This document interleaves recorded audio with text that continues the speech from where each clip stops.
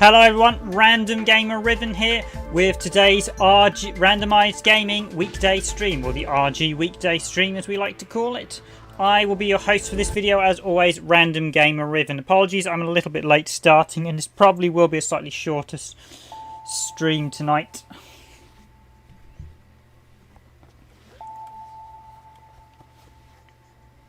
So this is Sub-Rebellion, bit of an obscure title. It was released in 2002, I believe. The problem with some of these games on the PS2 is a lot of them don't have clear release dates due to how they were released. There are quite a few games that sort of snuck out on releases, so we just have to take a guess of the year because no one was quite sure when they released. The Armour Core games were particularly bad for that, and Metro 3D, who published this, did publish a few of the Armour Core games. So this is Sub-Rebellion. It's probably a bit like a 3D version of In the Hunt. It was, Irem were the Japanese publishers, and they are credited on the box, so I assume Metro just had some sort of licensing agreement. It's not a bad game, actually. See, it is very much SQS. I did wonder whether this was at one point going to be called In the Hunt 2 or something, as the designs are very, very similar, certainly with the sub-colours and everything.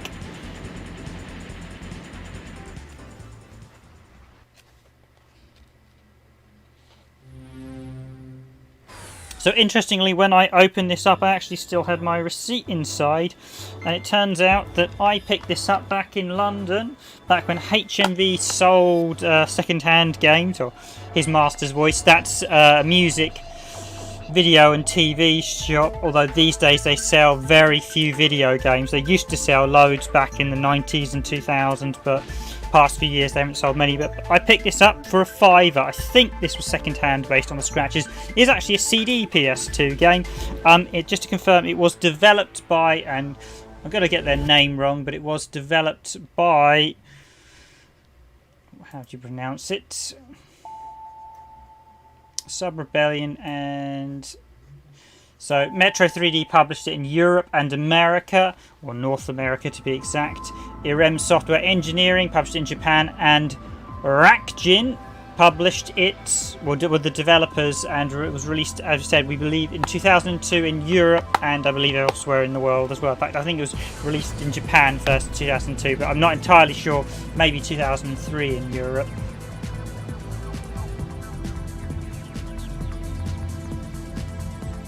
So I'll just let this intro play out with the backstory. You'll be glad to know this one is 60 Hz, fortunately. So if you've got the power one, it is 60 Hz.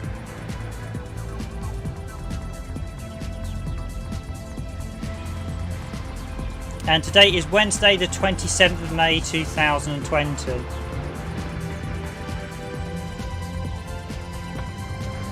And let me just say hi to everyone in chat.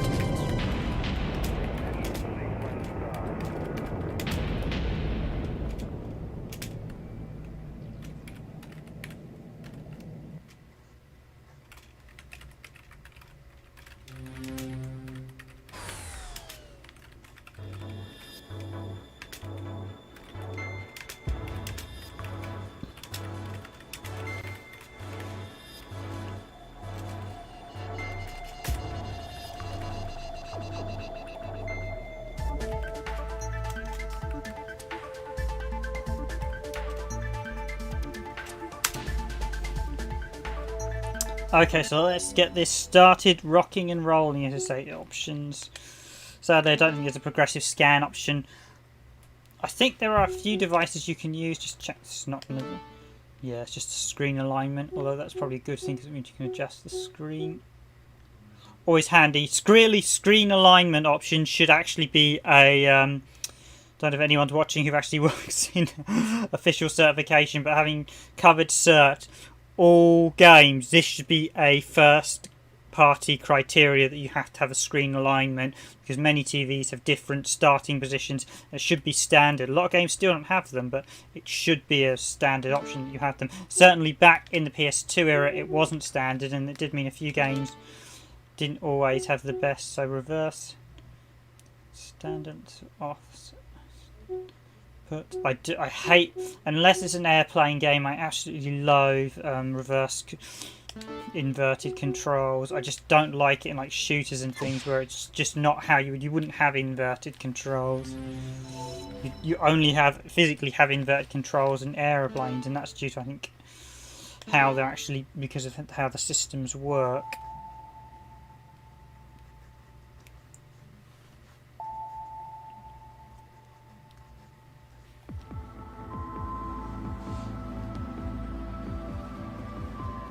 Okay, that's the opening intro again, which as I've just shown, I will just skip and let's get into the meat and grind of the game. Welcome to the Alliance headquarters.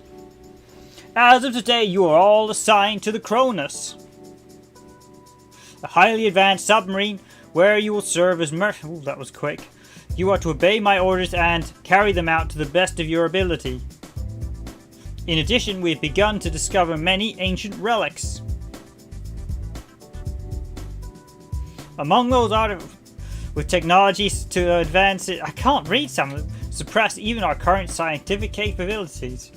Our armies reward those who discover these artifacts. You are allowed to search for hidden artifacts whenever your duties permit. Yeah, some of those were speedily done. I suspect the Japanese one had slightly different text alignments. So we've got world map settings. Select purchase. Oh, you can buy gear. That does look suspiciously like the In the Hunt sub. I do wonder whether this. Let's go back. Actually, buy anything. I can actually buy stuff, but I will.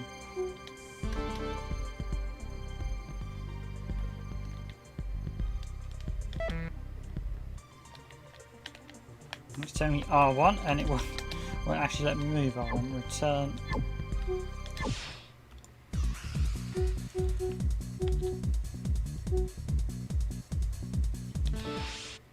Use of evacuated treasures. So a bit of a slight open world. I've briefly played this before and I remember quite liking it, but it's one of those many games that I normally get sidetracked playing other titles. I have a terrible habit of starting one game, getting another one, and then moving on to that and repeating that cycle. Because I've got lots of games where I'm like halfway through, nearly finished, not quite there. It's just an old habit. These days I'm not quite as bad as that. I was really bad at that when I was much younger, actually. Okay, let's just refresh myself. Explaining moves. Is this going to be controlled section or is this going to be a video tutorial? Okay. L1 moves you forward, L2 moves you backwards. R1 to ascend, R2 to descend, okay. And you pitch with the analog stick, left analog.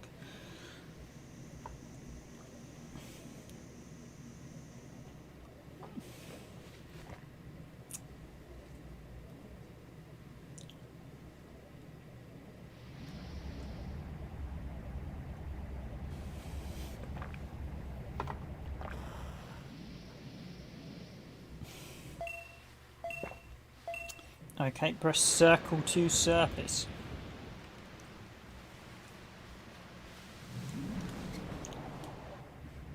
I might with just first two and then I'll at least skip over the rest. So you can check your camera with the right stick.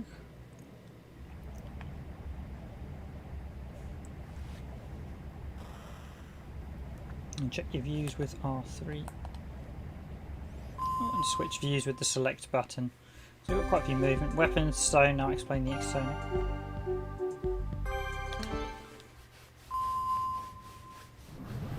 Yeah, this is very much, that even sounds like the deep In the Hunt sound effect. So fire was square, oh, lock was square.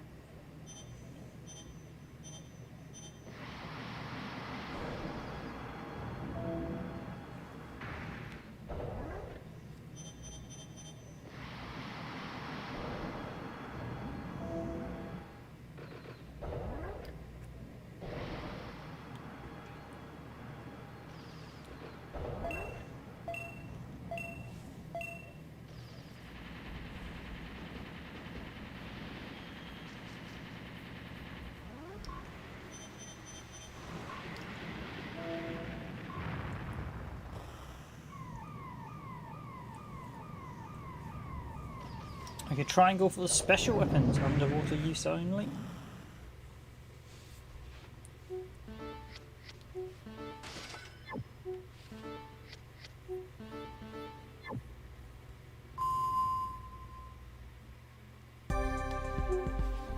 Just check the X sonar before we jump in.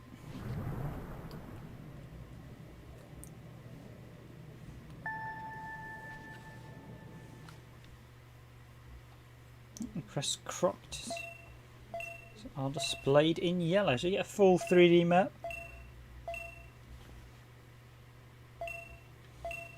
Okay, so red are mission objectives, yellow are other enemy engagements. Indestructible objects are marked as white. And ancient pickup are displayed at purple. Basically, I assume these ancient pickups are going to be your power-ups and upgrades. It does look like this might have some slight open-world capacities. I vaguely remember playing it. I think it was mainly stage structure, but I don't think I spent much time with it again. It was one of those games I said I briefly played. All this looks quite good. Took a bit of a punt on it. Turned out I was playing, not going to ignore the advance. Let's just jump into game.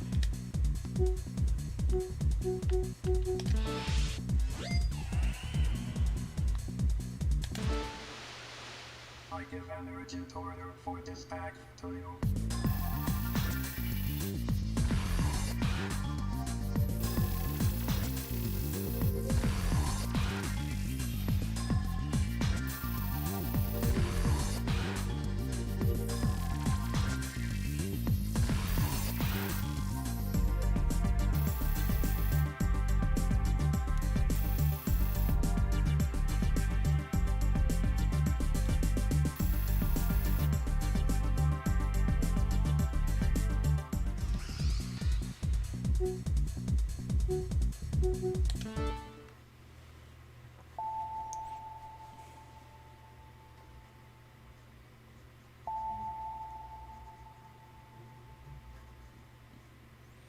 Okay, Kronos' maiden voyage.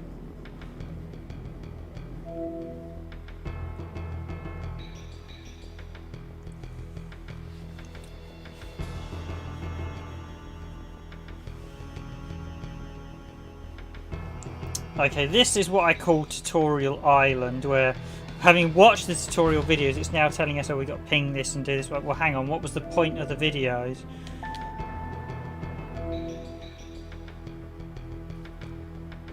It's a short-range penetration and finds long-range targets. Oh, and there's a purple one already in front of us. To the left is down a bit. Plus to the right. That was moved forward.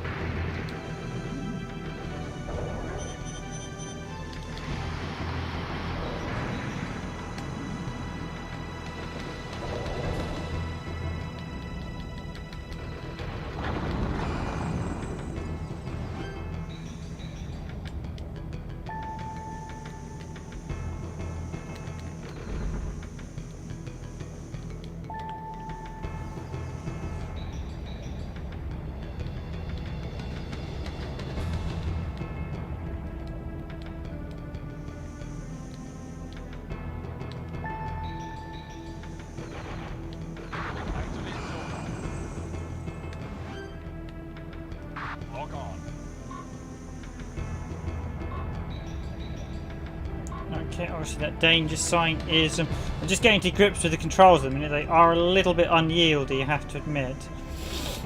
We need help urgently.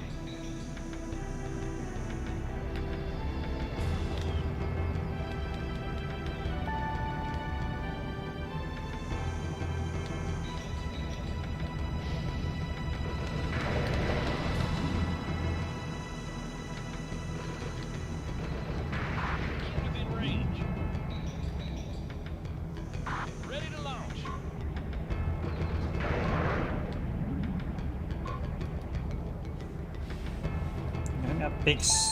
So one thing I'm noticing, having to hold down the analog buttons. I think the sensitivity is not quite right in this.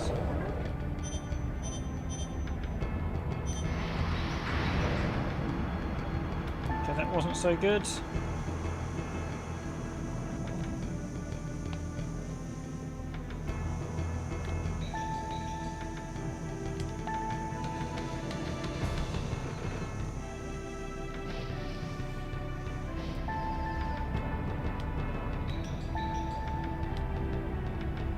Get within range.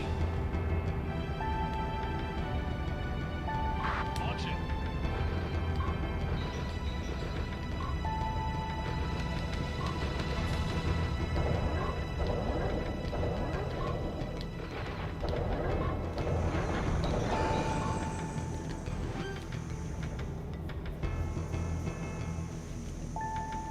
Lock on.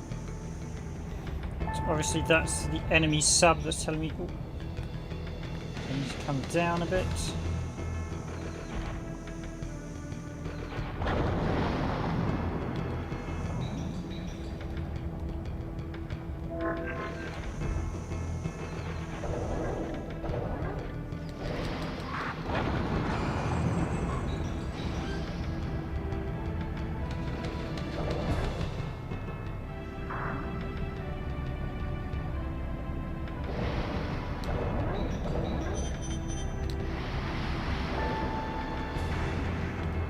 Lock on.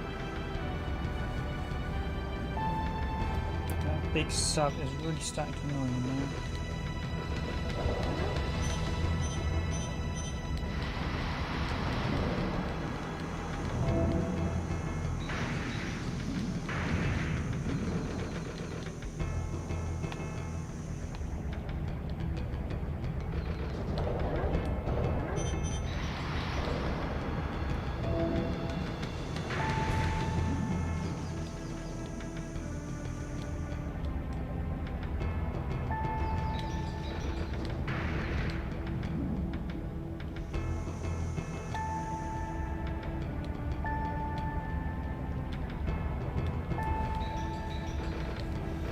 Okay, we're beginning to get a bit used to the grips now. It's actually quite a nice little game.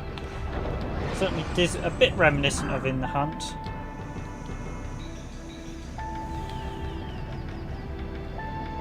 there's one. Music's quite good as well. It's quite sort of tension. It is actually quite tensiony for the underwater environment.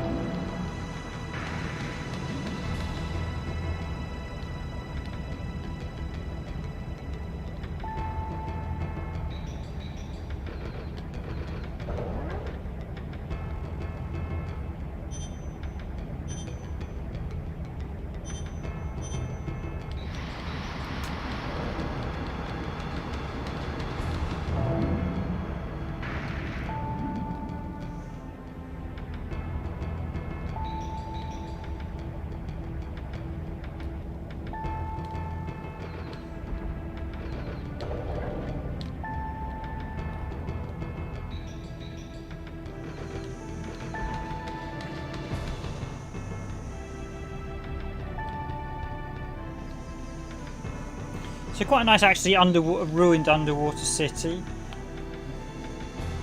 The environment's actually very nicely done for a PS2 title. It's a pretty good looking for a PS title. I wouldn't say it's the best looking PS2, but it's fairly certainly not low grade. I think it's 2002, so it's a relatively early PS2 title. I think it's looks better than a PS1 game, that's for sure. There's a few early PS2 titles that literally look like high-end PS1 games.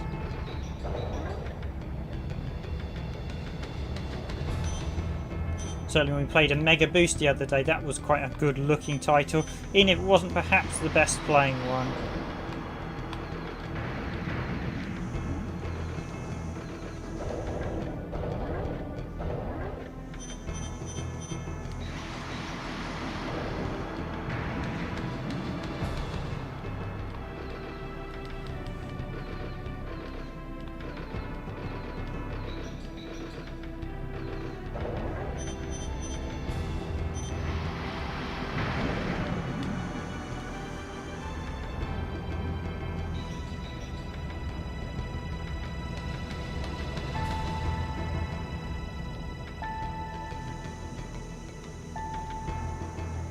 Let's wrap up this stage. This is a relatively easy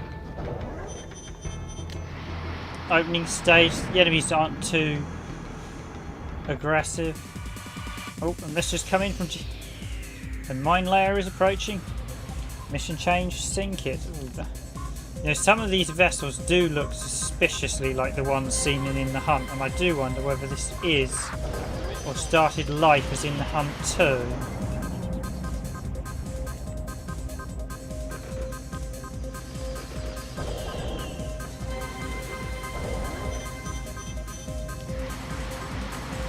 It's not bad, but it's perhaps not as fast paced as, say, in The Hunt, and I think it does need a bit more speed. So obviously this is the boss. Just to see if I've got the special. I should have the special attack.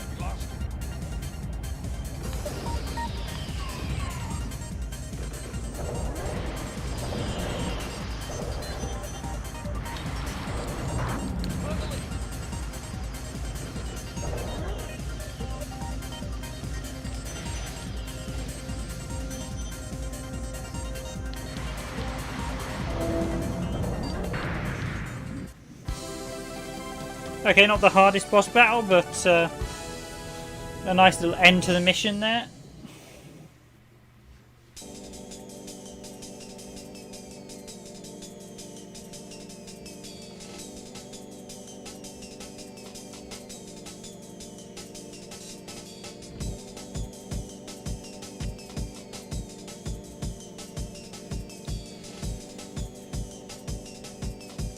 So one sub has caused a bit of damage and now the Empire's getting a bit worried. The classic name for the villains, the Empire.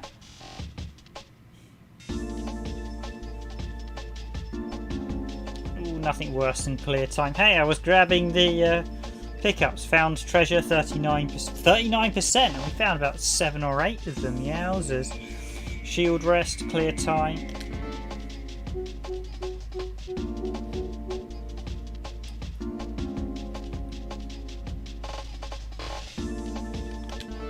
Okay, at least that's plenty of loot then.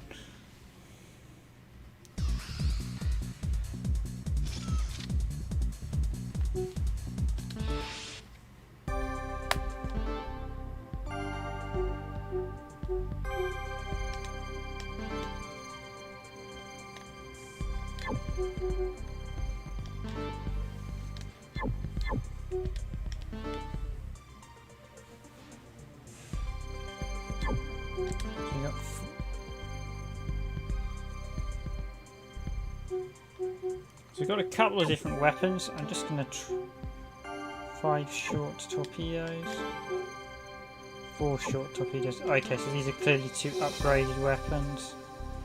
Let's buy the main gun.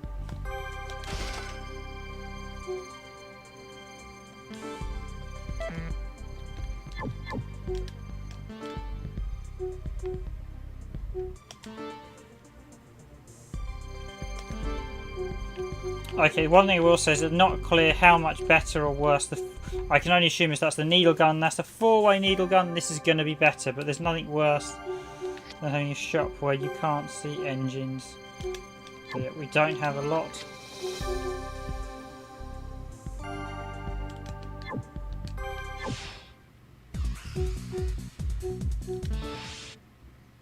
Okay, so this has saved him.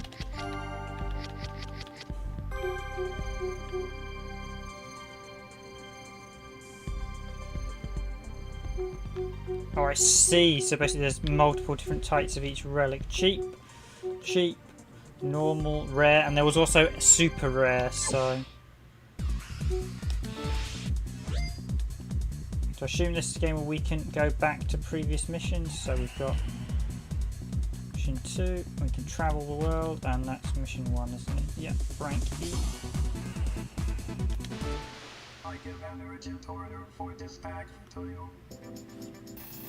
Nice little cybernetic introductory voice, very similar to the one they used in Killer 7 by Capcom.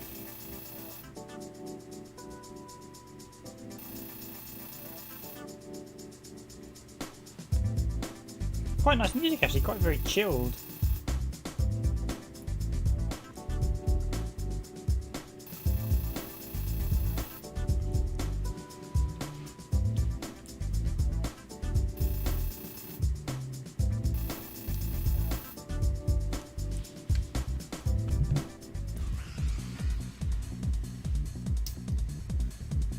Yeah, the interface, this is a lot of similarities with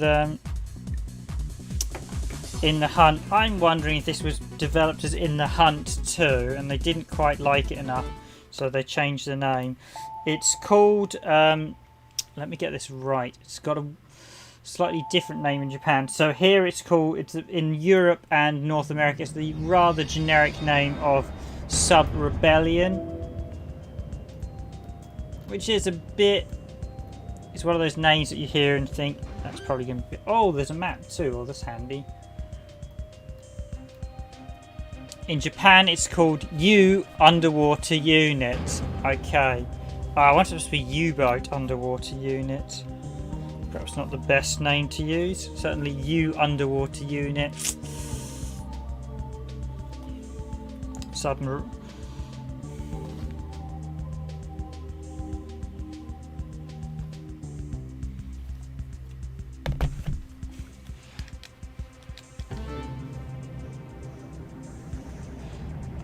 Yeah, I'd probably give it a slightly more jazzy name. You want something like...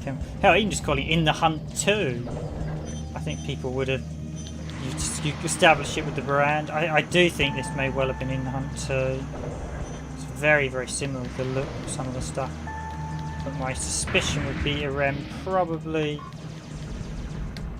perhaps didn't like this enough. So some of the controls are not as fast as they could be. Okay, so I've got... See there, I upgraded my shot and it's now a... Ah, that is better. Aim well and shoot. It hit him.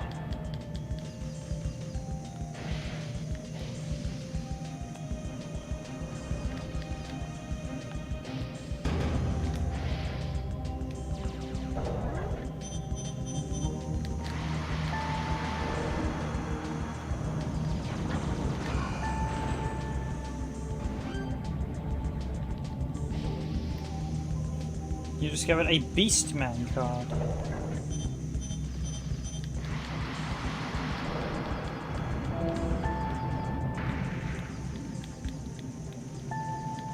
Yeah, it is a little bit slow, that I will say so far. I think the upgrades will no doubt improve us, because it does feel a bit slow at the minute. Maybe that's intended because it's underwater, but it's not the fast-paced action game that In the Hunt was.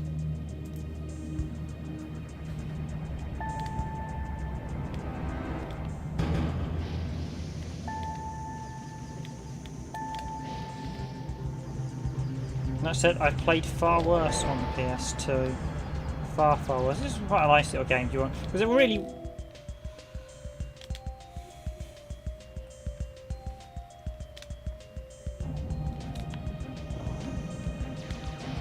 Okay, cue preset story moment, or particularly, obviously this mission is the first one. Yeah, so the...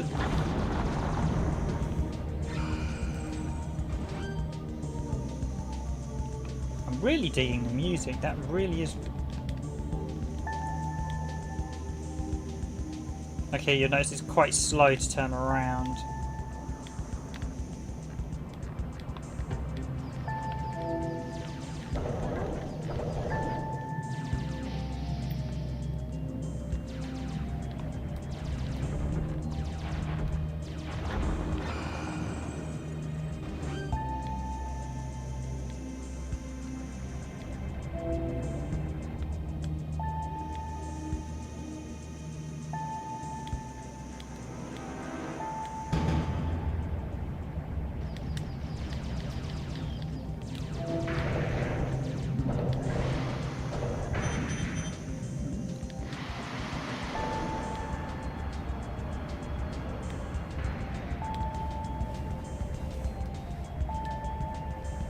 Yeah, you don't feel like you got to hold down the buttons.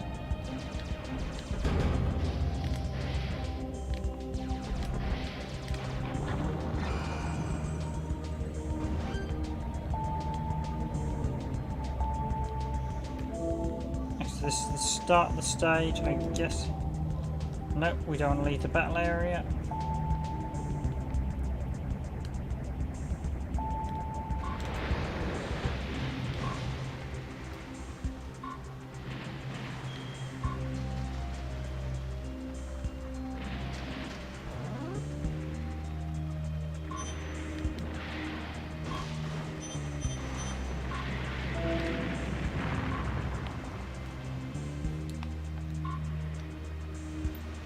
Okay, you're quite a bit vulnerable when you surface, as you can't.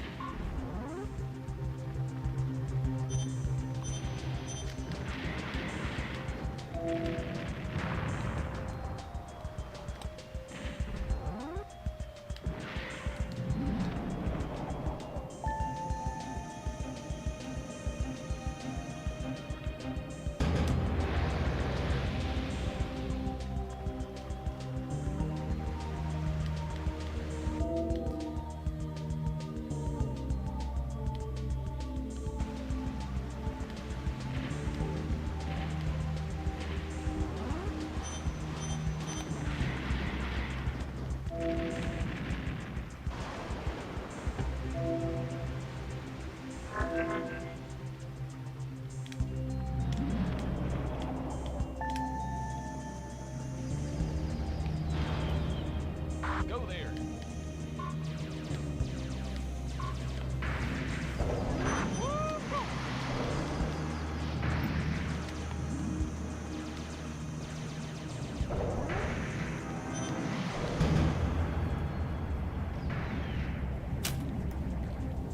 They see us.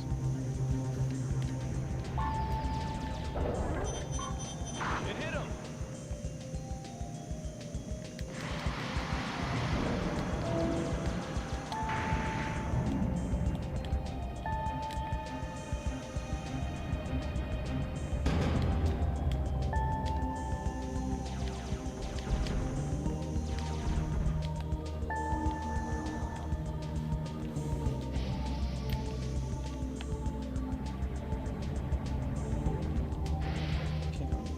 Lower myself down here if I want this power.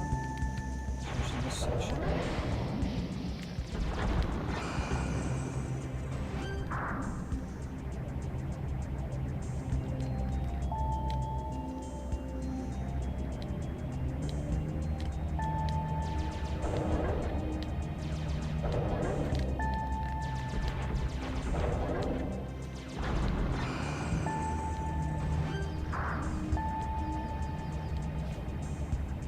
So I'm guessing the Beastman card is the common item.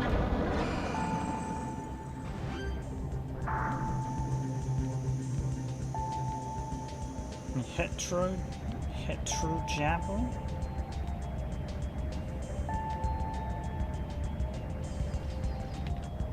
Yeah, I feel like I could do the nice little turbo button or something.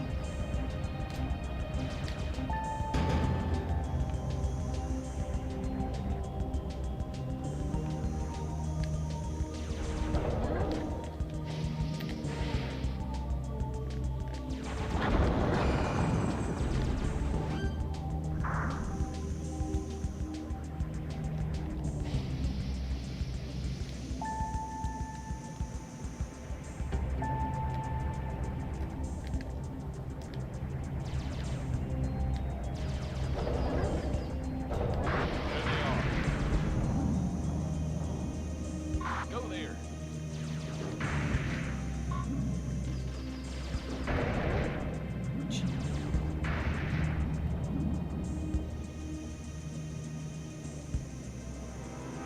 Enter the coordinates.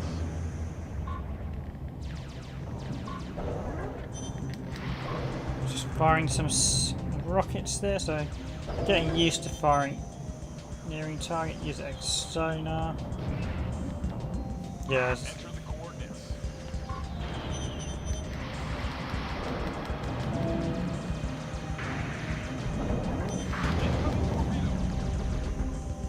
You see that it is very, very slow to actually turn.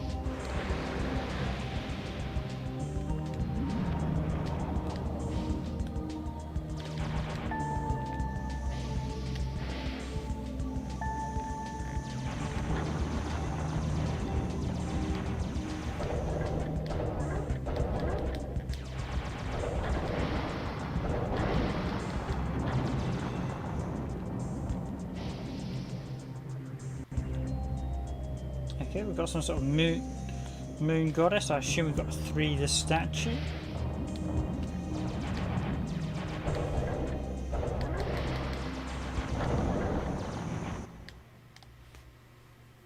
You can raise it now. Salvage ships to the south. Okay. Okay, so Enemy submarine cop. There they are.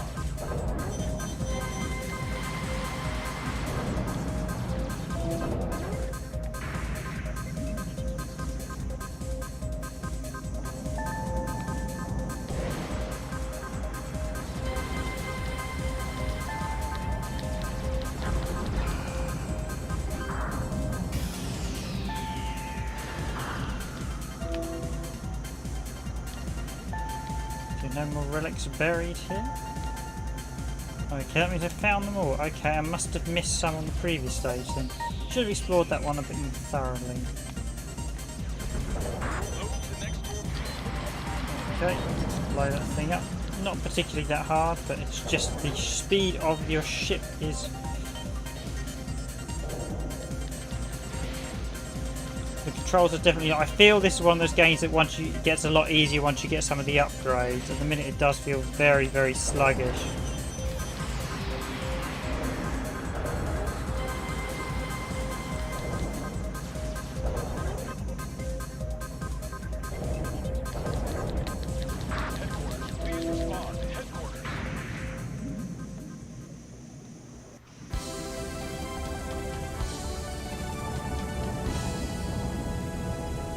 And let's head over to the statue.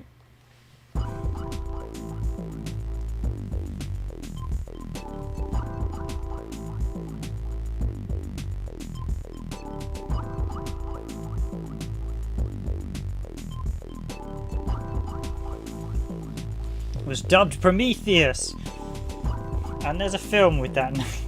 Joint research project with the tree was begun.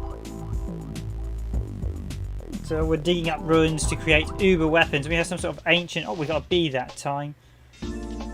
Obviously, killing more enemies gives you better shield rest. They found treasure destruction. Okay, basically get rewarded for blowing everything up, it seems. And not taking damage. Probably missed a few surface enemies.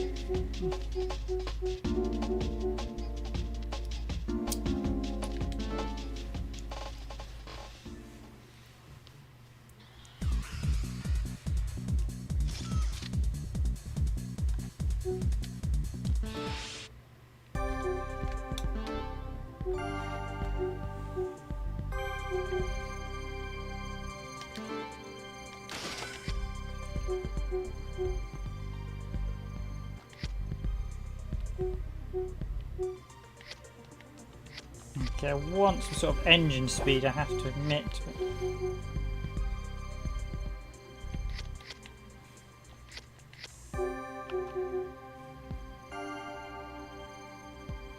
Oh, because you buy paint as well.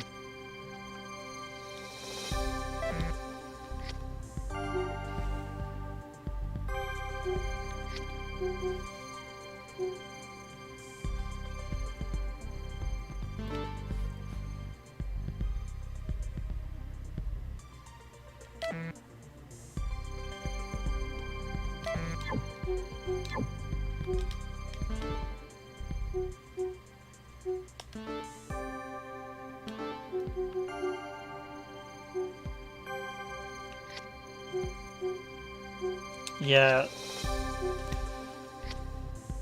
So there is a better engine, and it'd be quite nice to get it. So, is that saying 8% in the top right corner? That was 8% of all the treasures in the game.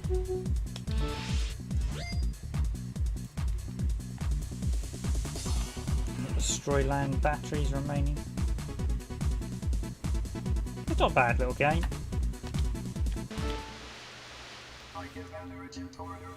It's quite a nice little title. It's one of those games that's probably quite competently done. Early PS2 game, arcadey, quite good fun. Probably not worth £40 full price, but probably about a 20 quid title. Somewhere up to £30 one. Don't think I'd say this is a top of the class title.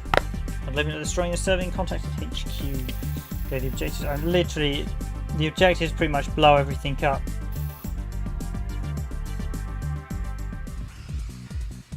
It does appear to be, well, we've got mods. I'm just looking at the manual, it's got all the allied forces with the vehicles, so I assume there's various upgrades along the way.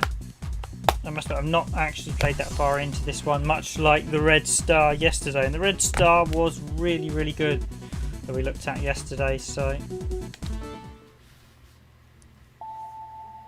yeah, this just feels a bit sluggish at the minute. I think it could do with the upgraded engines by the looks of it. I bet you this is one of those games that once you start upgrading it gets a lot easier and more fun, and there are a few games that do that where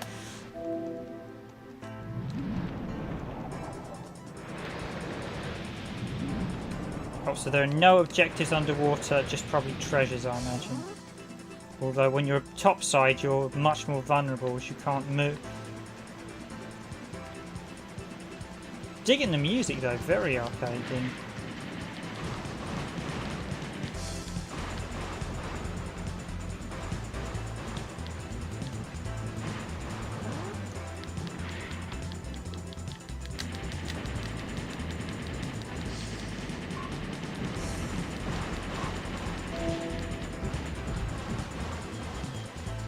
Okay, this is annoying. I'm getting attacked from underwater.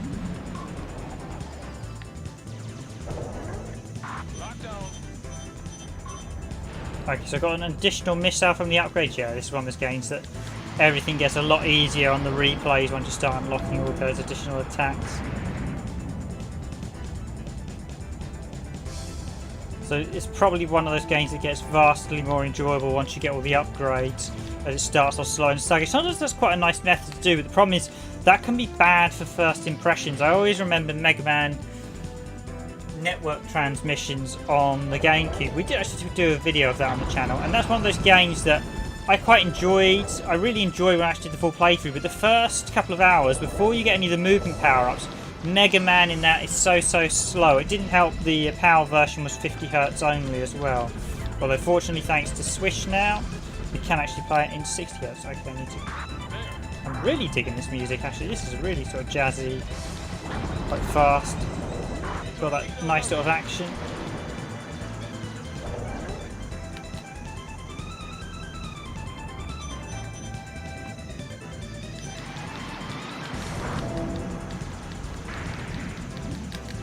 Yeah, so the analog buttons, I'm going to be honest, are a bit spongy in this. I think this feels like this is one of those early PS2 games that had the... so there are a couple of PS2 games that you may not be aware that actually were basically designed for PS1 pads, which creates an interesting conundrum because they shouldn't have been. Basically, the main difference between the PS1 and the PS2 pads is the PS2 has analog buttons, which are great for driving games, so analog face buttons, not so good for fast-paced games that require instant presses. So games like Guitar Man are actually better with the PS1 joypad, because that has an instantaneous press. And really, one thing I've learned from design is really you don't really need, there are very few games, I think Zone of Endor's 2 is a rare example where you actually need a high number of analog buttons. Really, if you're going to do analog buttons, the triggers, so that's L1, L2, R1, R2, should be your analog buttons. Your face buttons, so your square, your triangle, your X, your circle, really should be digital for that instantaneous press, because really you really want an instantaneous press. Largely most games rarely use digital buttons. Mainly the best one's an example where you want to use an analog button over a digital is when you want to do things like acceleration, where you can do different speed levels by holding down it at different pressure levels.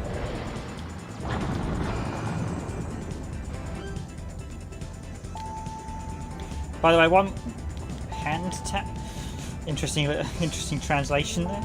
One thing I will say, this game is obviously not that big, as it's actually a PS2 game on a CD.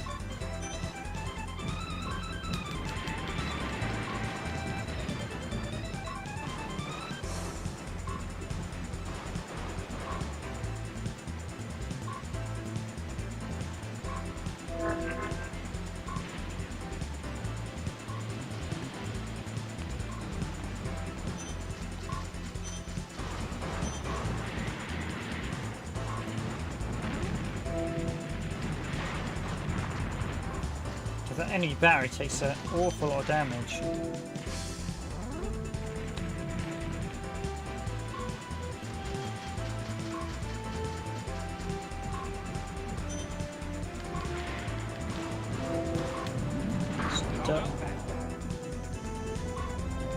But I like the fact you can attack, much like in the hunt, you can have to battle enemies above and below water. That's a really nice touch. In fact, there aren't actually a huge number of submarine games. I think it's about the third one we've covered on the channel. I think probably In the Hunt and The Deep are two of the most memorable ones I've ever played.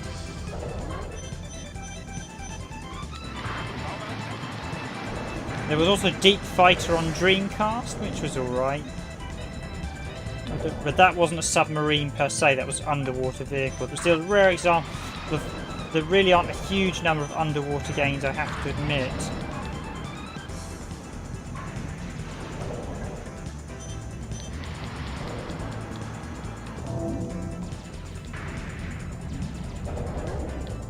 Torpedo loaded.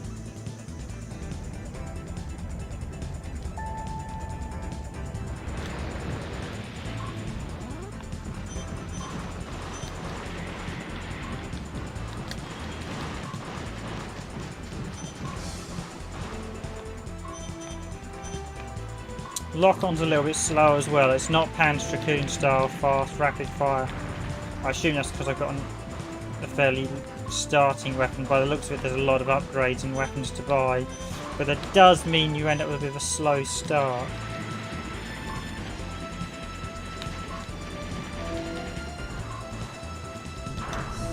Okay, someone's attacking. It's a bit annoying, it doesn't give you warnings on enemies in your near vicinity, so I'm really only seeing enemies underground when I'm actually taking damage from them.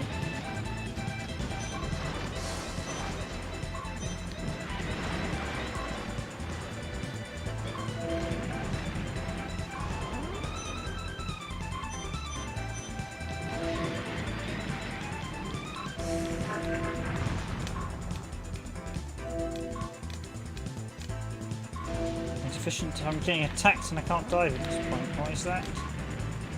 Come on, dive, dive, dive, dive. Insufficient depth for diving.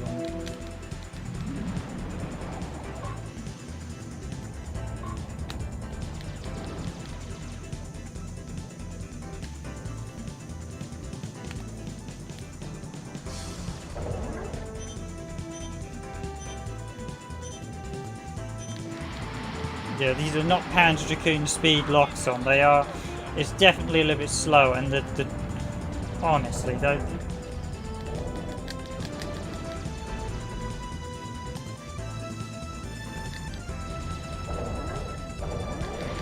Even the enemies are quite effective at outmaneuvering. Your rockets have not got the best homing capabilities.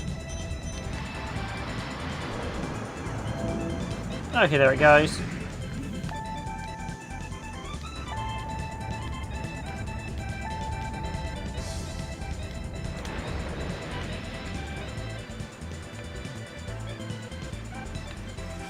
Right, I'm just going to follow on to the objective now. I'm going to wrap up pretty quickly tonight.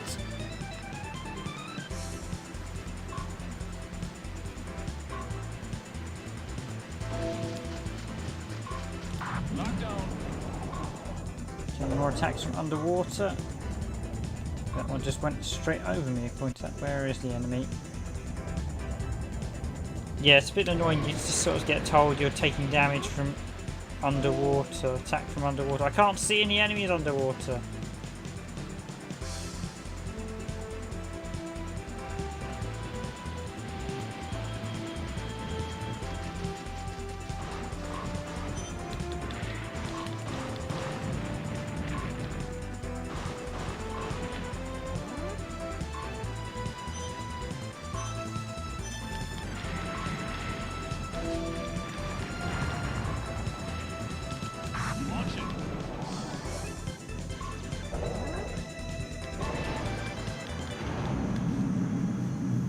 Eek, eek, eek, eek.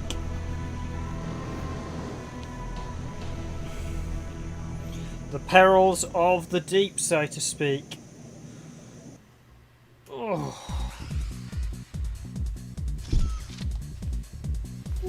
Okay, that's not too bad. I think it's a bit slow. I think probably once you get some of the upgrades it will be better. That's definitely one that I need to spend a bit more time with at some point. But am I going to spend more time with it anytime soon? Probably not. If I'm being honest. It's one of those sort of solid titles that's a bit middle of the road. Definitely worth to pick up if you like this type of sort of underwater thing, if you're a submarine fan, or you just fancy a cheap game. It's not expensive to buy. I said I paid £5 for it, looking at my old receipt that I discovered in the manual when I dug it up. So I took that out straight off because I've still got usually good idea to keep. It is an idea to keep your receipts separate somewhere. I used to keep them in the boxes a long time ago. Now I keep them in a separate file just in case you've got reference. Although I must admit the ink was incredibly faded on it. Okay, that has been Sub Rebellion. It's a nice little game. Would I recommend it? I said, yeah, it's probably worth a pick up if you like this type of thing. It certainly would be not the #1 game on the PS2, or probably not even top 100 if I'm being brutally honest, but it's certainly in the good category. It's just not in the great or astounding category. And with the PS2 there's so many really I think the PS2 has a lot of because it has such a large library, there's so many really good games on it. I mean, you've got easy couple of hundred that are just absolutely stellar historical games, well worth playing. But yeah, cheap cheap and cheerful. Nice, it's quite good. Not the best, but decent. Certainly worth pick up.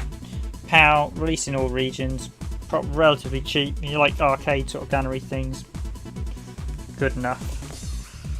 There, I said it. Okay, ladies and gentlemen, I'm going to wrap this one up tonight. Wraps up a few minutes early.